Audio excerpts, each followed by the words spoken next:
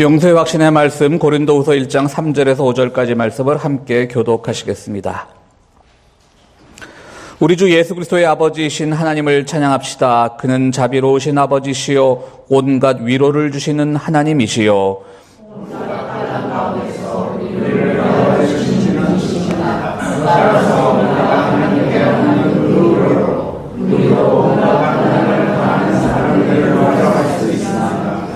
그리스도의 고난이 우리에게 넘치는 것과 같이 그리스도로 말미암아 우리의 위로도 또한 넘칩니다. 아멘. 오늘 설교를 위한 구원의 말씀 요한복음 21장 20절에서 25절까지 우리 김진희 교우님께서 봉독해 주시겠습니다.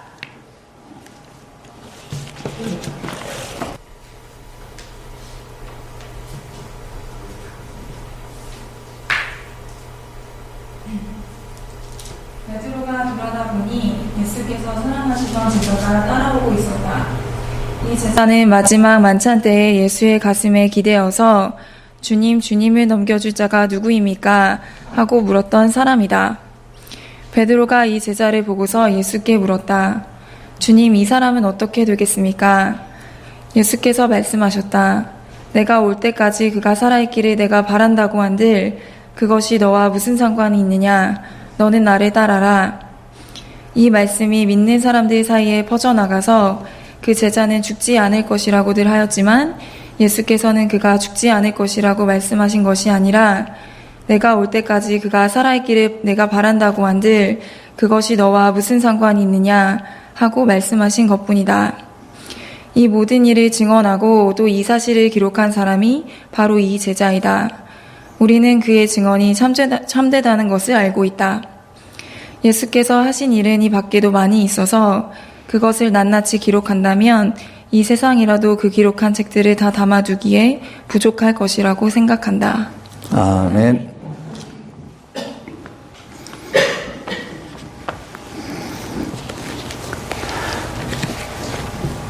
올 1월 마지막 주에 우리 올해 첫 위원회가 열렸었습니다. 그리고 지난해 정책당회에서 올해부터는 우리 위원회 위원장들을 집사님들 급에서 했으면 좋겠다. 장로님들은 부위원장으로 도와주는 것으로 하고 집사님들이 앞에 나서는 것이 좋겠다라고 하고 난 뒤에 첫 위원회였습니다. 그때 우리 도서문화위원회에서 우리 신영균 장로님의 제안으로 도서문화위원회 현재 오늘 장기병 교우님 안 보이는데 장기병 교우님이 지금 대표 위원장이신데요. 우리 신영균 장로님께서 제안을 하셔가지고 올해 세월호 2주기 행사를 우리 교회가 주최로 하면 어떻겠느냐 이런 제안을 해주셨습니다. 그러던 차에 또 여기 LA에 향린교회라는 교회가 있는데요. 향린교회는 어떤 교회냐면 우리 김인숙 장로님, 우리 구인 장로님 예전에 오래전에 다니시던 그 선한 사마리아 교회가 향린교회로 지금은 그 당시 우리 장로님들 다닐 때 당시에 비해서 교세가 10분의 1도 더 축소된 상태에서 향린교회라는 이름으로 하고 있는데요.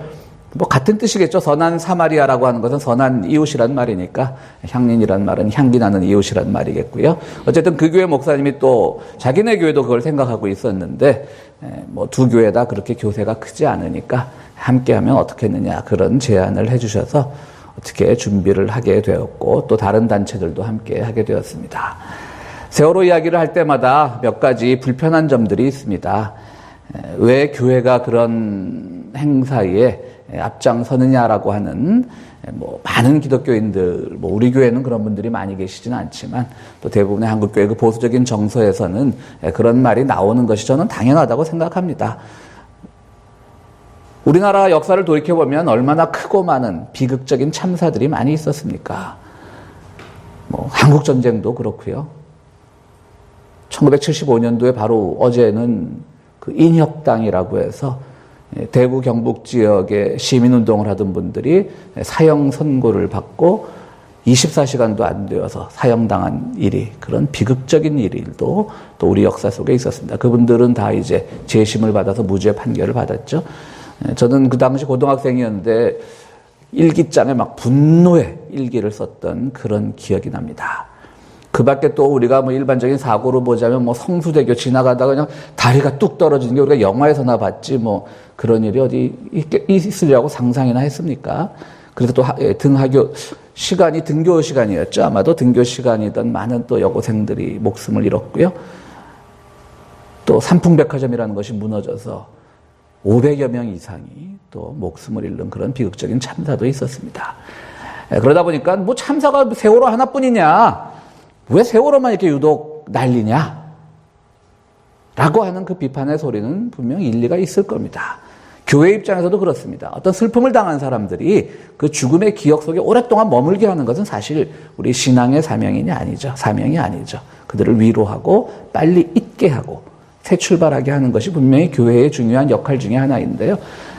근데 세월호는 그렇게 할 수 없는 것이 아직도 2년이 지나도 해결되지 않은 많은 부분들이 있다라고 하는 것이죠. 일단 사고 원인이 규명되지 않았습니다.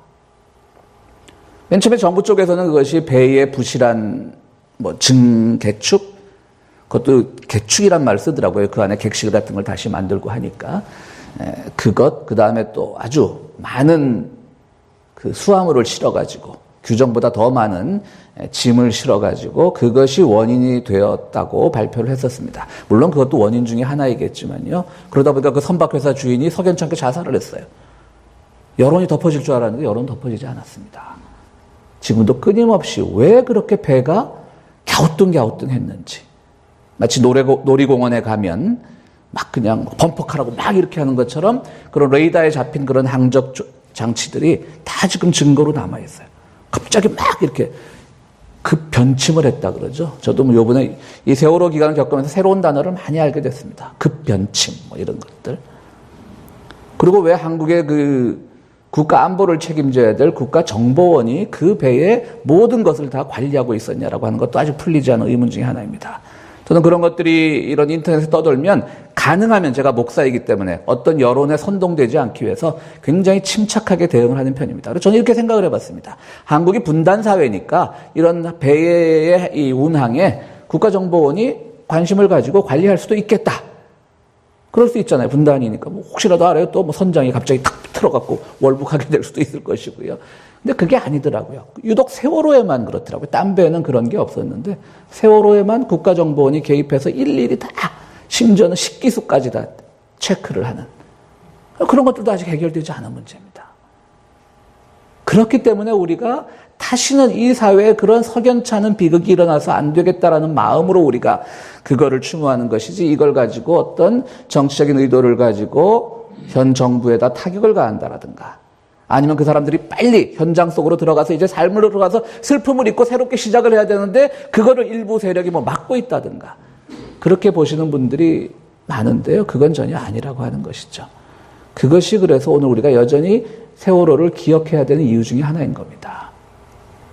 그런 점에서 저는요, 그 세월호 유가족 협의회라 그러나요? 정확한 명칭은 잘 모르겠는데 그분들을 상당히 저는 한국 역사 속에서 그 어느 때도 없었던 아주 정말 의연하고 책임적인 모습을 보여주는 그런 유가족들이라고 생각을 합니다. 여러분, 300명 이상이 목숨을 잃었는데요. 그 중에 벌써 보상금을 타고 우리는 이 세월호 운동에서 빠지겠다라고 해서 빠져나간 분들이 있습니다. 그럼 우리 일반적으로 이때까지 한국 사회에서 그런 사고가 일어났을 때 정부 측에서 보상을 하고 그런 것들을 한번 생각을 해보면요. 물론 이전에 그 수많은 비극적인 사고의 그 유가족들이 다 그렇게 돈만 받고 그냥 다 잊어버렸다, 이런 뜻으로 말씀하는 건 아니고요. 그들도 그들 나름대로 큰 슬픔이 있었는데요. 근데 이 세월호에서 보면 떠나간 분들을 다 고이 보내드렸어요. 무슨 말씀인가 하면, 난 더 이상 이거 못하겠다. 그냥 정부에서 주는 돈 받고 그냥 잊어버리겠다. 그분들 당연히 이해할 수 있죠. 난 더 이상 슬픔에 휩싸이기 싫어. 난 더 이상 내 아이의 죽음을 기억하기 싫어, 이제는. 그래서 정부가 책임지고 어느 정도의 보상금을 주면 그것을 가지고 난 빠지겠다는 분들이 있어요. 그럼 우리가 흔히 생각해온 모습을 보면 어떻게 될 것 같아요? 그럼 이 운동을 계속하는 분들이 몇 명이 빠져나가면 그 운동의 동력이 상실될 것 같아서 막 배신자라고 욕하고 거기서 서로 막 이 머리끄댕이 잡고 싸우고, 나가는 사람들은 당신들 운동 계속하는 사람들이 오히려 무슨 외부 세력에 의해서 좌우되는 게 아니냐, 그런 비극적인 눈살을 찌푸릴 만한 대립이 없었다는 거죠. 현재도 하고 있는 그 위원장이란 분이 어느 라디오 나와서 인터뷰를 하는데 자기들 끝까지 진상규명을 하고 그 진상규명에서 정말 새로운 것이 밝혀져서 피해자에 대한 보상이 이루어진다면 지금 떠난 분들 것까지도 다 우리는 챙길 거다. 그분들이 지금 떠났다고 해서 너희들은 이미 우리랑 운동 안 했으니까 자격 없어. 우리만 더 받을 거야. 이게 아니라는 거죠. 굉장히 의연하고 성숙한 모습을 보여주는 데 있어서 저는 오히려 그분들한테 우리가 왜 이걸 2년씩이나 끌고 있어라고 비난할 것이 아니라 우리 사회에 어떤 새로운 걸 보여줬다는 거죠. 돈 갖고 다 해결해버리지 않는. 그분들이 지금 한 270명 정도가 하고 있는데요, 가족이. 뭐가 그렇게 그들을 응집하겠어요? 서로 신뢰하는 거예요. 저는 굉장히 존경합니다, 그래서. 보통 사람 같으면 돈 때문에 서로 싸우고 이래갖고 막 이미 그것이 갈라졌을 텐데요. 너무 심각해서 설교시. 그래서 좀 쉽게 얘기를 하면 그 위원장 맡은 분이 제 대학 같은 과 후배더라고요. 그래서 역시 잘하고 있구나. 제가 그냥 여러분들이 너무 심각하게 받아들여서 좀 이렇게 객적은 소리를 해봤습니다. 그분도 이제 그러니까 제가 신학과를 나왔으니까 감리교 전도사를 하다가 집안에 그 아버지의 가업을 물려받아서 조그만 중소기업을 운영하던 분인데요. 그래서 뭐 한동안은 이 설교 강단에도 섰고 그랬던 분이 지금은 그 운동을 주도하고 있습니다. 그렇습니다. 우리가 항상 어떤 사고를 보면 물론 말씀드렸듯이 어떻게 그 슬픔을 계속 이어가는 건 문제가 있겠죠. 그러나 우리가 섣불리 잊어라, 용서해라 라고 말할 수 없는 이유는 뭐가 용서할 대상이 누군지를 알아야 용서를 하고 말고 하는 것이죠. 그리고 왜 이렇게 사고가 오랫동안 수습되지 않고 있는지에 대한 의문도 풀려야 되겠죠. 그 교회가 하는 일은요, 정말 막 무슨 선동하면서 막 그냥 그들을 막 같이 하는 게 아니라 막 진상규명해라 그러고 손을 흔드는 것이 아니라 그저 기억해 주는 것. 그 기억만이라도 그들에게 격려가 된다면 그들과 함께 하는 것. 그것이 오늘 우리들에게 필요한 일이라고 생각이 됩니다. 오늘 요한복음은요, 요한복음만을 따지자면 이 세상에서 예수님이 행하신 마지막 현장의 모습을, 사역 현장의 모습을 담고 있습니다. 오늘 20절 이전에 보면 예수님께서 베드로와 몇몇 제자들이 허탈해져가지고 고기를 잡고 있는 옛날 자리로 돌아갔다는 얘기겠죠. 옛날 자리로 돌아가서 고기를 잡고 있는데 다가오셔가지고 베드로에게 얘기를 합니다. 너는 나를 사랑하느냐? 무려 3번을 묻죠. 그러니까 베드로 첫 번째는 예, 저는 주님을 누구보다도 사랑합니다. 두 번째 또 물으니까 누구보다도 사랑합니다. 세 번째 또 물으니까 주님, 막 베드로도 짜증이 나죠. 주님 잘 알지 않습니까? 그 주님께서 뭐라냐면 내 양떼를 먹여라 이제 이렇게 말씀하시잖아요. 그러니까 이 3번이 계속된 거는 바로 베드로가 주님께서 십자가에 달리기 전에 베드로가 3번 부인했던 것과 이 대칭구조인 거죠. 베드로가 주님을 3번 부인했으니까 주께서 3번 물은 그런 어떤 요한복음 기자의 어떤 문학적인 장치인 건데요. 결국 자기가 3번 부인한 거 다 용서받고 내 양떼를 먹이라라고 하는 그런 아주 큰 사명을 부여받았습니다. 이제 베드로는 예수님 십자가에 달리기 전에는 좀 배신도 하고 막 성급하고 그랬지만 그래서 좀 용서받지 못할 줄 알았는데 주님께서 찾아오셔서 수제자로서의 그의 위상을 확보해 줬습니다. 베드로로서는 어깨가 으쓱해지는 순간입니다. 그런데 이렇게 얘기를 하다 보니까 주님께서 가시는데 한 제자가 예수님의 지근거리에 쫓아가고 있어요. 근데 그 제자를 오늘 요한복음에 보면 뭐라고 설명을 하냐면 예수께서 사랑하시는 제자라 그래요. 요한복음에는 이 표현이 아주 많이 나옵니다. 그래서 성서학자들은 이것이 요한을 가리킨다라고 말을 합니다. 예수님께서 다른 제자들은 어디 사랑하지 않으셨겠어요? 근데 이상하게 요한을 지칭할 땐 별명처럼 예수께서 사랑하시던 그 제자라는 표현을 씁니다. 근데 그 제자가 예수님을 지근거리에서 따라가고 있는 거예요. 베드로는 뭔가 상실감을 느꼈습니다. 나 혼자만 인정받은 줄 알았는데 또 다른 제자가 예수님의 지근거리에 있는 것이죠.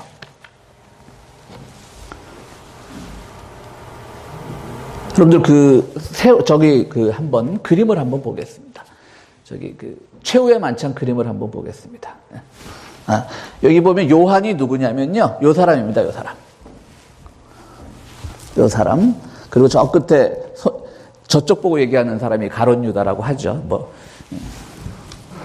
그래서 여러분 한 몇 년 전에 문제가 됐던 다빈치 코드라고 하는 약간 기독교에 대한 반대적인 소설이 하나 있었지 않습니까? 댄 브라운이라고 하는 사람이 쓴, 댄 브라운은 저 그림을 설명하면서 저 사람이 막달라 마리아라고 얘기를 합니다. 좀 여자같이 생겼잖아요. 그죠? 그래서 그 댄 브라운이 쓴 그 다빈치 코드에 보면 그 예수님하고 막달라 마리아하고 결혼도 하고 거기에 뭐 후손도 있고 그런 황당한 얘기를 쓰고 있지 않습니까? 그러니까 저게 이제 막달라 마리아였다고 얘기를 하는데요. 저 사람이 대부분의 학자들은 이제 요한이라고 생각을 합니다. 요한의 표정을 보면 예수님께서 지금 이제 마지막 만찬하고 계시니까 모든 세상을 포기한 듯한 그런 표정을 짓고 있는 것이죠. 그래서 시카고 대학의 테리 제닝스라고 하는 유명한 신학자는요, 저 사람은 예수님과 어떤 그 사람이 퀴어 신학이라 해서 동성애 신학을 전공하는 분이에요. 그러니까 동성애 신학을 전공하는 분의 얘기라고 여러분들이 감안하고 들으시면 돼요. 예수님과 어떤 그런 서로 사랑하는 관계였을 것이다. 그렇게 또 추정하는 그런 학자들도 있습니다. 뭐 학자들의 얘기가 다 옳은 건 아니니까요. 어쨌든 저 사람이 바로 그 요한이고요. 그 뒤에 귀를 대고 있는 그 사람이 이제 베드로인 겁니다. 그러니까 베드로가 좀 질투가 많은 거죠. 요한 옆에 이제 딱 예수님 옆에 요한이 있고 하니까 뭐 무슨 얘기를 하나 저렇게 관심을 가지고 듣고 있는 겁니다. 어쨌든 요한과 베드로는 저 그림에서도 볼 수 있듯이, 그림 내리셔도 됩니다. 그림에도 볼 수 있듯이 언제나 긴장 관계, 어떤 적대적인 관계, 경쟁 관계에 있었던 그런 사람입니다. 그런데 지금 이 마지막 현장에서, 사역 현장에서 베드로에게 주님께서 내 양떼를 먹이라고 하는 아주 거창한 사명을 주셨는데, 베드로는 그래서 내가 모든 이제 내 명예가 회복이 됐다라고 생각을 하는데, 요한이 바로 지근거리에 쫓아가니까 화가 났던 것이죠. 그래서 예수님께 묻습니다. 저 사람은 앞으로 어떻게 됩니까? 참 유치한 질문이죠. 자기는 지금 굉장히 큰 사명을 부여받았는데 저 사람은 앞으로 어떻게 되겠습니까? 그러니까 주님도 발끈하셨던 것 같아요. 그게 네가 무슨 관심이 있는데? 라고 주님께서 뭐라고 말씀하시냐면, 너는 나를 따라라. 요한이 어떻게 되는지는 관심이 없다. 네가 관심 가질 게 아니다. 너는 나를 따라라. 이렇게 말씀하신 겁니다. 너는 나를 따르라고 합니다. 예수님께서 사역을 하시면서 나를 따르라는 말을 많이 하셨는데요. 이 원어를 보면요, 이 나를 따르라는 말은 어떤 주종 관계를 나타내는 말이 아닙니다. 주인이 나 따라와, 혹은 뭐 사령관이 부하들에게 나 따라와, 이런 말이 아니라요. 굉장히 흥미로운 부분은요, 이 말이, 이 따르라는 말이 알파, 그러니까 주님께서 나는 알파요 오메가 하지 않습니까? 그 알파라는 말과 길, 로드라는 말이 합성된 말이 바로 따르라는 말이에요.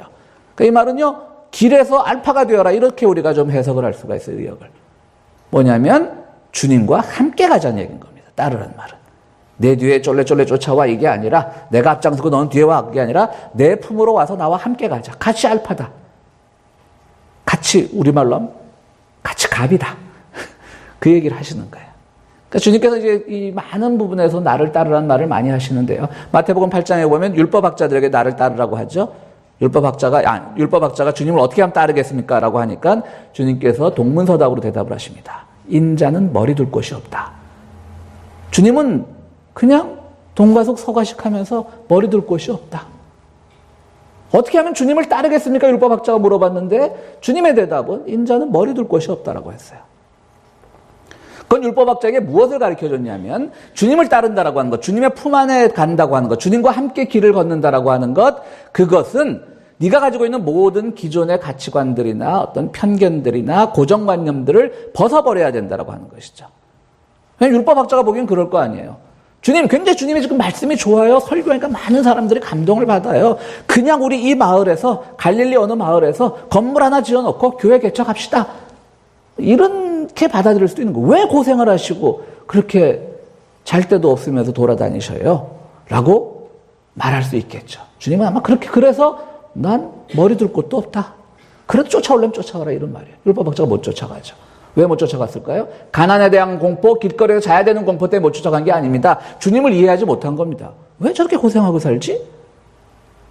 그냥 이 마을 어디 하나에 회당 하나 지어놓고 그냥 편하게 살아도 제자들이 많이 모일 텐데, 교인들이 많이 모일 텐데, 그렇게 하는 거죠.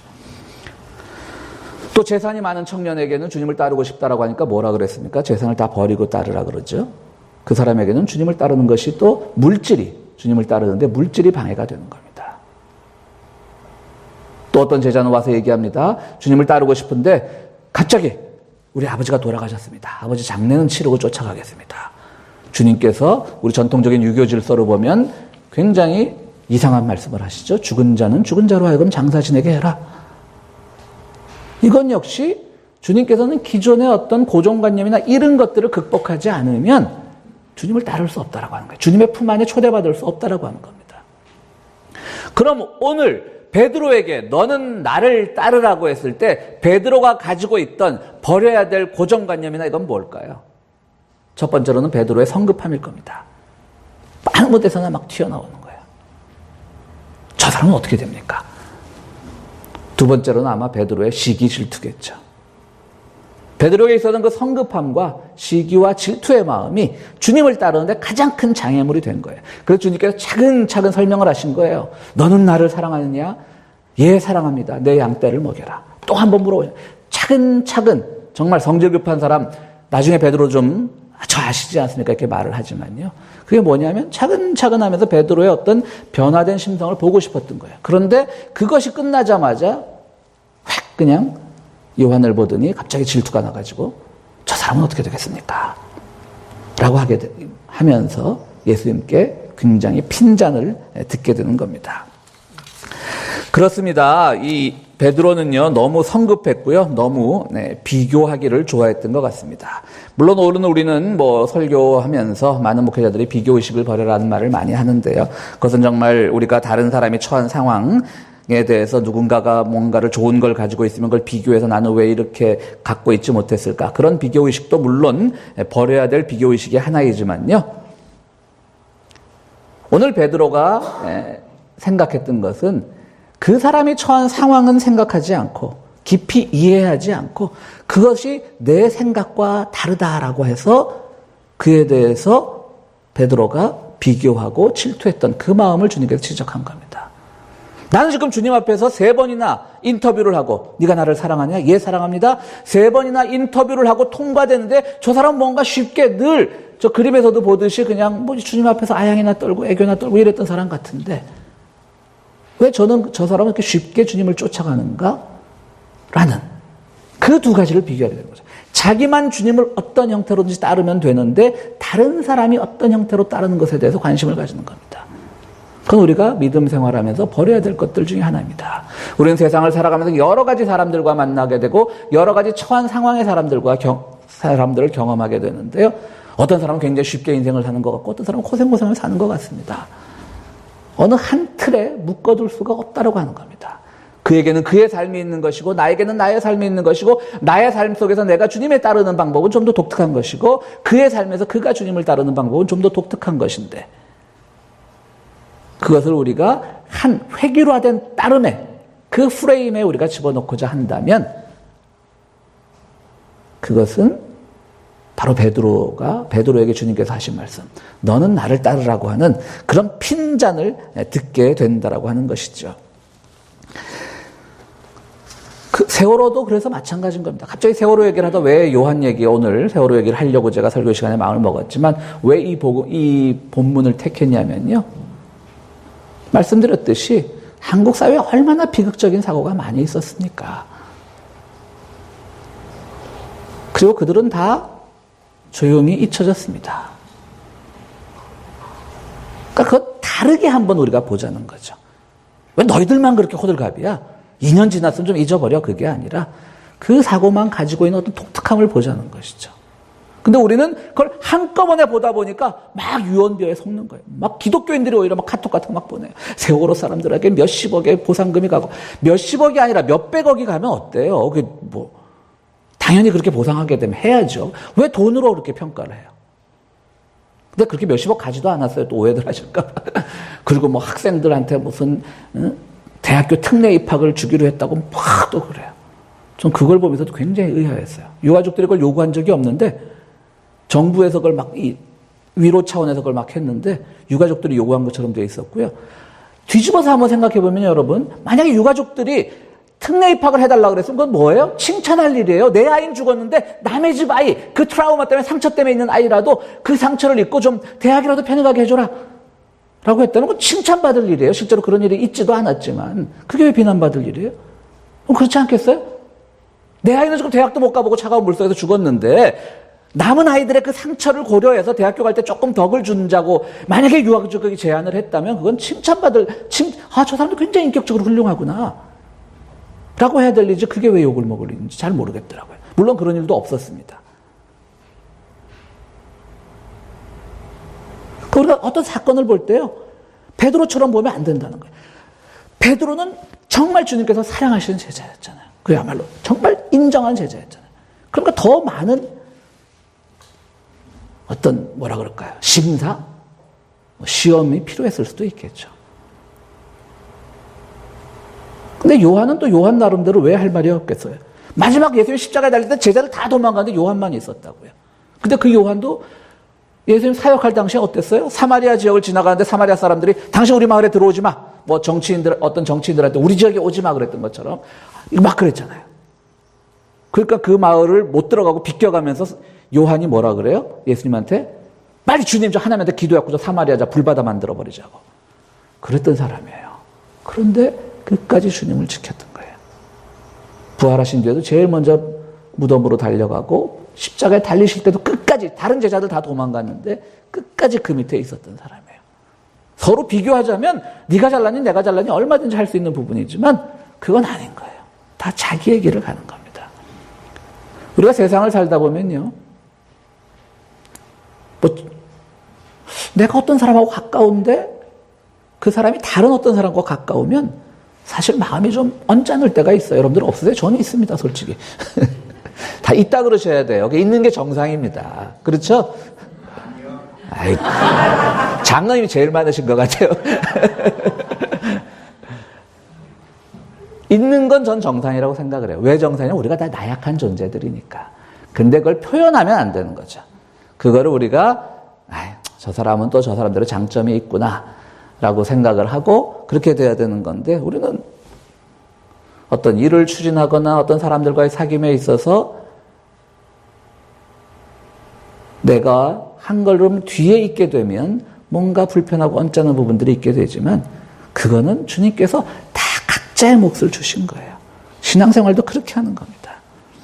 요한도 그래서 여러 가지 약점에도 불구하고 그렇게 변해갔던 것이고요. 베드로도 마찬가지입니다. 그러니까 베드로가 얼마나 주님께서 베드로를 사랑하셨냐면 이 요한복음 마지막까지 베드로를 혼내시잖아요.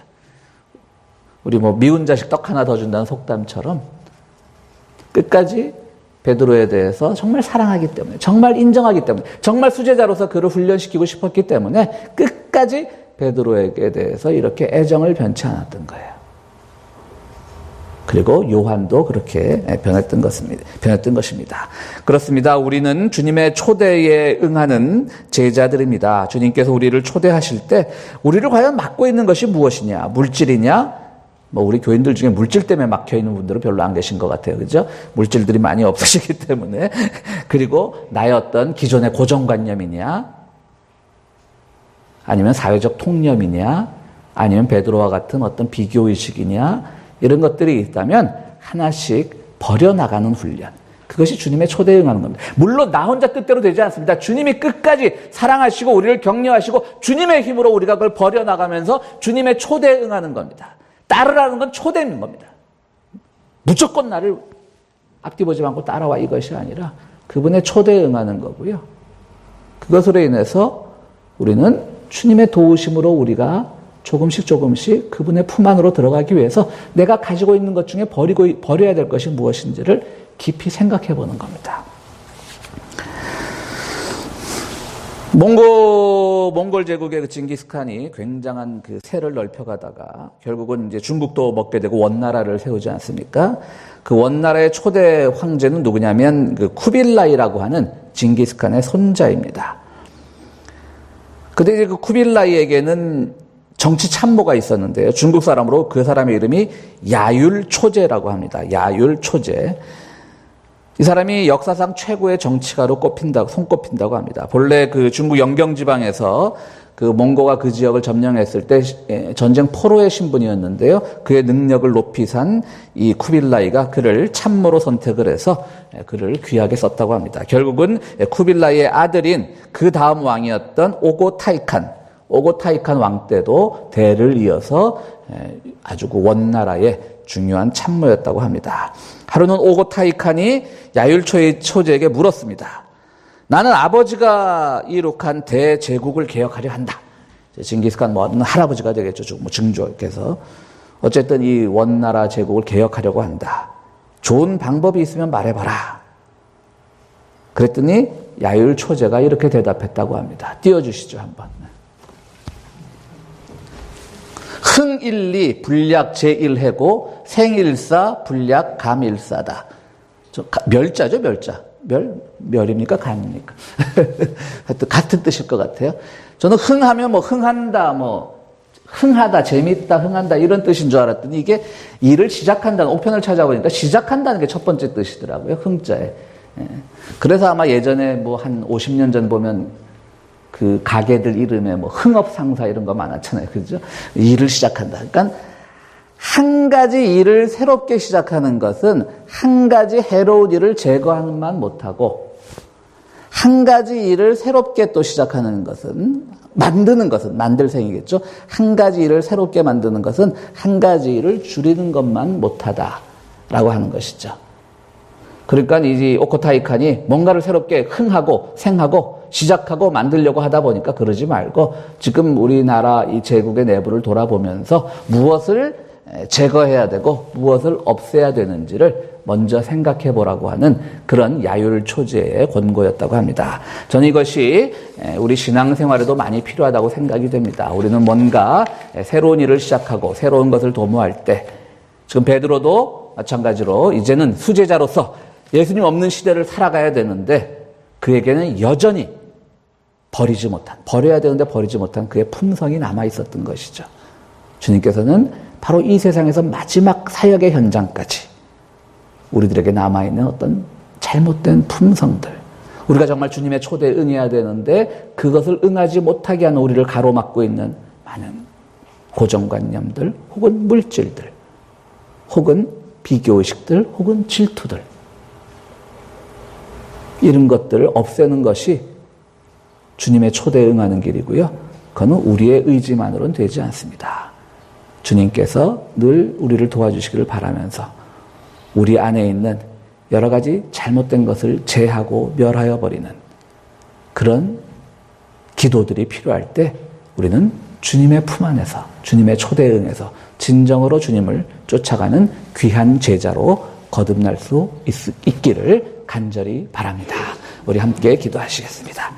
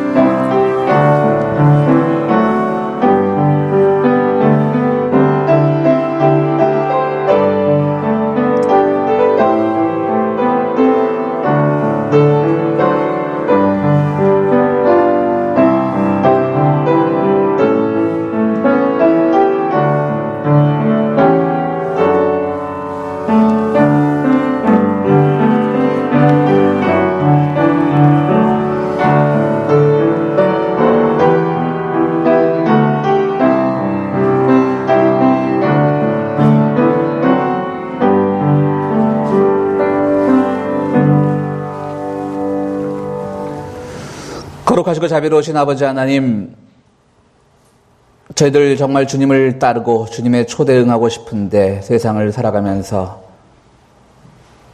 주님의 초대에 응할 수 없게끔 우리를 가로막는 것이 너무나 많은 현실을 살아갑니다. 주님, 저희들에게 능력을 베푸셔서 우리 혼자 힘으로 되지 않으오니 주님께서 크신 사랑으로 우리 안에 있던 잘못된 모든 것들을 제하여 주셔서 정말 주님의 초대에 응해서 주님의 제자로 거듭나는 삶을 살아갈 수 있도록 우리를 축복하여 주시옵소서. 주님 앞에, 주님을 찾으면서 주님 앞에 귀한 예물을 가지고 나온 손길들이 있습니다. 주님 그 손길들 기억하여 주시고 손길들마다 주의 은총 더하여 주시고 드리는 손길 위에 또 주님께서 늘 우리를 돌아보는 능력을 허락하여 주시옵소서. 예수 그리스도의 이름으로 기도하옵나이다. 아멘.